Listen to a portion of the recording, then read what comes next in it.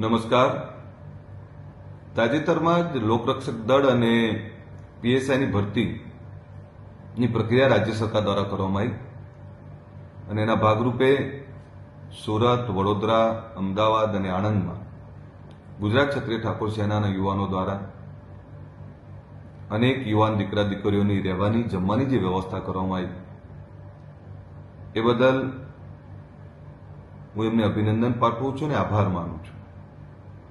જે રીતે વડોદરામાં 1800થી વધારે દીકરા દીકરીઓની રહેવાની વ્યવસ્થા થઈ, આણંદમાં 1000થી વધારેની વ્યવસ્થા થઈ, સુરત અને અમદાવાદમાં 500થી વધારે દીકરા દીકરીઓની રહેવાની, જમવાની વ્યવસ્થા કરી.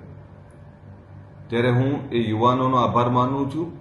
સાથે આ તમામ પરીક્ષાર્થીઓને શુભકામનાઓ પાઠવું છું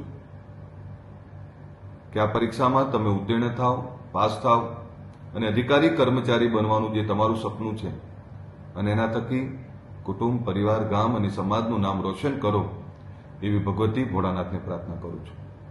ગુજરાત ક્ષત્રિય ઠાકોર સેનાના એ તમામ યુવાનોનો ફરીથી આભાર માનું.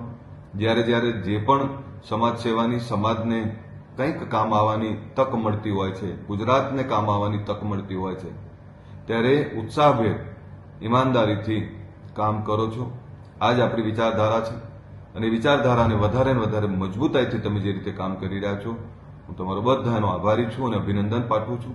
આ જ રીતે ભવિષ્યમાં પણ ખૂબ સારી રીતે, સુંદર રીતે સમાજ એકતાનું, સમાજ ઉત્થાનનું, સમાજને તમામ ક્ષેત્રે મદદરૂપ થવાનું કામ કરતા રહો એ જ અભ્યર્થના સાથે મારી વાત પૂરી કરું છું. ફરીથી આ તમામ પરીક્ષાર્થીઓની ખૂબ ખૂબ શુભકામનાઓ. પાસ થાવ એવી મારી શુભકામનાઓ. અસ્તુ. જય હિન્દ, જય જય ગરવી ગુજરાત.